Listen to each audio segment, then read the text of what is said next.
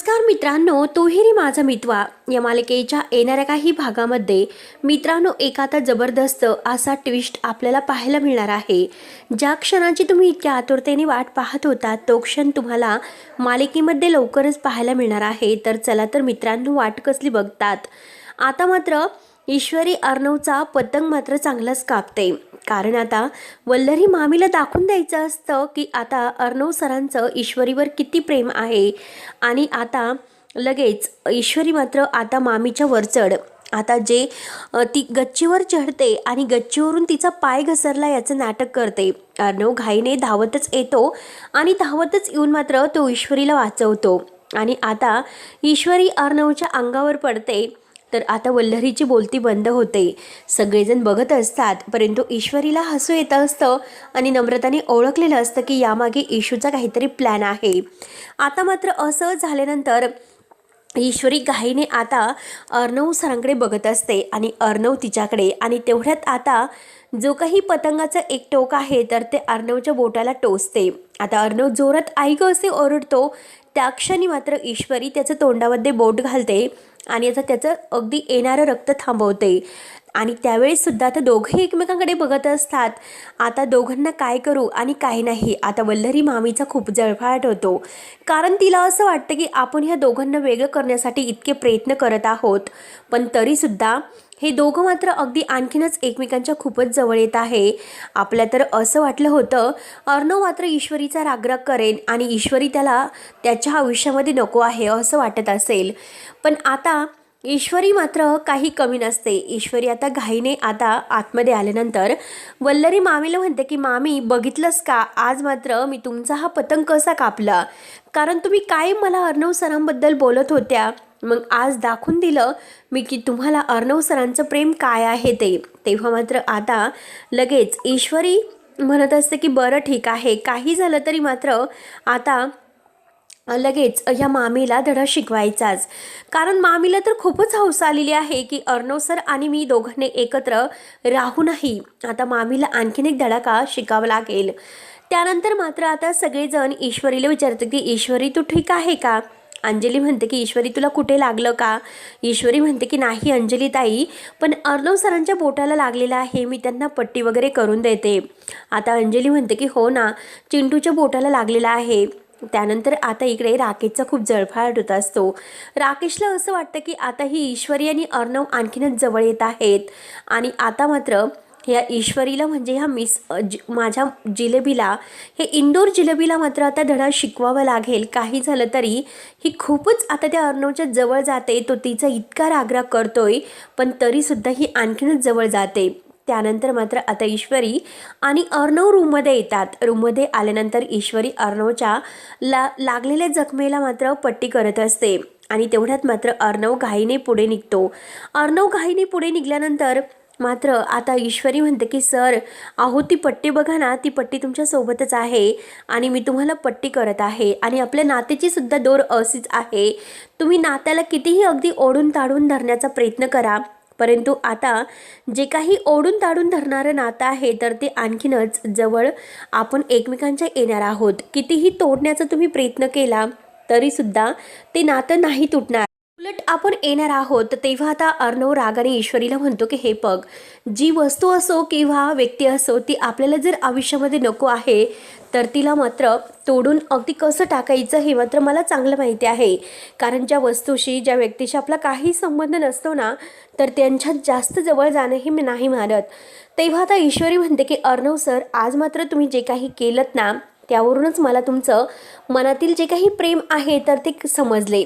तुम्ही कितीही माझा रागराग करत असाल पण तरीसुद्धा माझ्या कुटुंबाविषयी माझ्याविषयी तुमच्या मनामध्ये खूप प्रेम आहे, कारण आकाशला मात्र तुम्ही माझ्या घरच्यांची मदत करण्यासाठी पाठवले आणि आतासुद्धा जेव्हा मी गच्चीवरून खाली पडणार होते त्याच वेळेस मात्र तुम्ही घाईने धावत आला, आपल्या पतंगाचा विचार केला नाही परंतु माझा जीव वाचवला। आणि हे बघा, त्याच वेळेस मला हेच पाहायचं होतं की नक्की तुम्ही आता माझा जीव वाचवता की काय, आणि हे सर्व मी मुद्दाम नाटक केलं होतं सर तुमच्या मनातील प्रेम ओळखण्यासाठी। तर अर्णव रागाने खूप भडकतो। अर्णव ईश्वरीला म्हणतो की हे बघ, माझं तुझ्यावर प्रेम नाही, मी तुला एकदाच सांगितलं की आपलं नातं हे फक्त जगासाठी आहे आपल्यामध्ये कोणतंही आता असं प्रेमाचं नातं नाही. ईश्वरी म्हणते की बरं ठीक आहे, मग सर मी इथे राहून तरी काय करू. आता ईश्वरीने मनात एक निर्णय घेतलेला असतो, कारण अर्णव सर आपला इतका रागराग करत आहात, मग आता आपल्याला आपल्याशिवाय ती कसे राहू शकतात, आपली उणीव त्यांना कशी भासेल.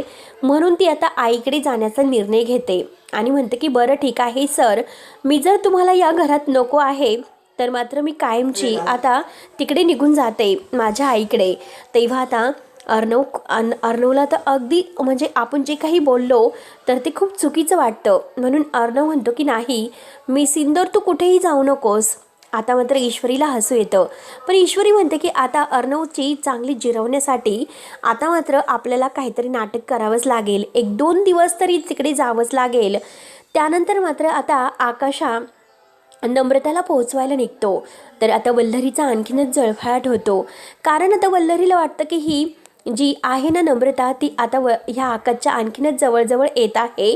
काहीतरी आता यांचा बंदोबस्त आपल्याला करावाच लागेल.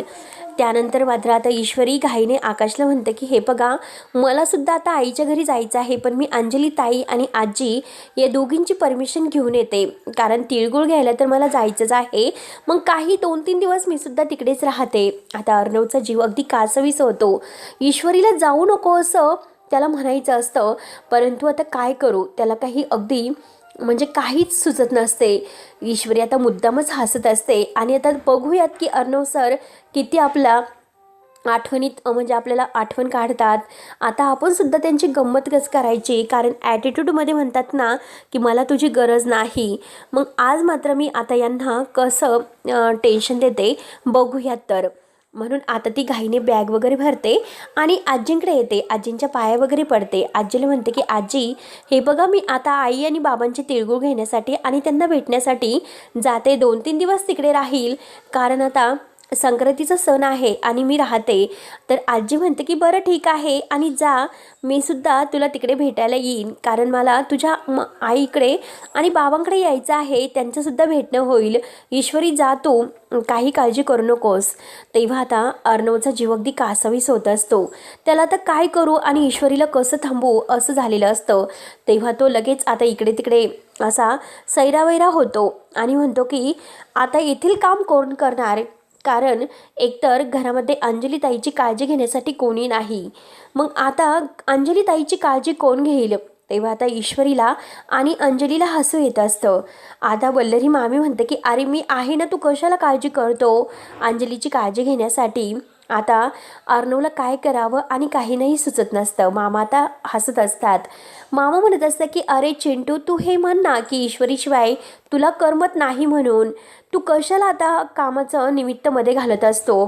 तेव्हा आता अर्णव म्हणतो की नाही, पण आता मिस इंदोरला तिकडे जाण्याची काय गरज आहे. तर ईश्वरी म्हणते की अर्णव सर, आता तुम्हीच तर म्हणालात की मला तुमची काही गरज नाही, तुम्ही माझ्या आयुष्यातून गेलात काय आणि आहात काय, मी फक्त अगदी एक नातं निभावतो. मग आता मी जर तिकडे गेले 2-3 दिवस काय फरक पडतो. ईश्वरी आता मुद्दामच त्याची गंमत करत असते. आता मात्र ईश्वरी जायला निघते, बॅग वगैरे घेते, आजींच्या पाया पडते आणि आता मामीला तर खूपच आनंद होत असतो. मामी म्हणते की बरं झालं एकदाची बॅग गेली. आणि आता ईश्वरी जेव्हा दारात जाते तर अर्णव धावतच येतो आणि ईश्वरीच्या हातातील बॅग घेतो आणि ईश्वरीला म्हणतो की जाऊ नकोस. आता ईश्वरीला हसू येत असते. ईश्वरी म्हणते की सर, अहो तुम्ही तर म्हणाला होतात की मी असो किंवा नसो मला काही फरक पडत नाही. मग मी आता माझ्या आईबाबांना भेटण्यासाठी 2-3 दिवस तिकडे गेले तर काय फरक पडतो. आता अर्णवचा जीव आणखीनच कासावीस होतो. अर्णव म्हणतो की ठीक आहे, मी सुद्धा आता तिकडे येतो. अर्णव मात्र त्याचा सगळं काही राग वगैरे विसरतो आणि आता अगदी ईश्वरीची माफी मागत असतो. ईश्वरीला म्हणतो की मला माफ कर, परंतु प्लीज असं जाऊ नकोस. आता ईश्वरीला इतका आनंद होतो कारण अर्णवने ईश्वरीला थांबवलेलं असतं. ईश्वरी म्हणते की सर चला आपण दोघेसुद्धा जाऊयात आणि आईबाबांचं दर्शन घेऊयात, तिळगुळ घेऊन येऊयात. आता अर्णवला शेवटी ईश्वरीबरोबर निघावंच लागतं. तो नम्रता आणि आकाश या दोघांना पुढे पाठवून देतो आणि तुम्ही जा, आम्ही मागून येतोय, म्हणून तो आता चक्क ईश्वरीबरोबर आता सुप्रियाकडे जायला निघतो, कारण आता आईला सुद्धा त्या दोघांना बघून आनंद होईल असे मात्र आता ईश्वरीला वाटत असतं. आणि ईश्वरी घाईने मात्र अर्णव सरांना म्हणते की अर्णव सर, तुम्ही तर खूप रागवला होतात, मी फक्त 2-3 दिवस जायचं म्हटल्यानंतर तुम्ही तर लगेच चक्क अगदी माझ्या मागे आलात. आता अर्णव म्हणतो की हे बघ मिस इंदोर, तुला तिथे राहण्याची गरज नाही, आपण जायचं आणि लगेच परत यायचं. ईश्वरी म्हणते की बरं ठीक आहे, आणि परत जर माझ्यावर रागावला तर. आणि सर, तुम्ही कितीही माझ्यापासून रागराग करून दूर जाण्याचा प्रयत्न करा, परंतु मी तुम्हाला कुठेही जाऊन देणार नाही.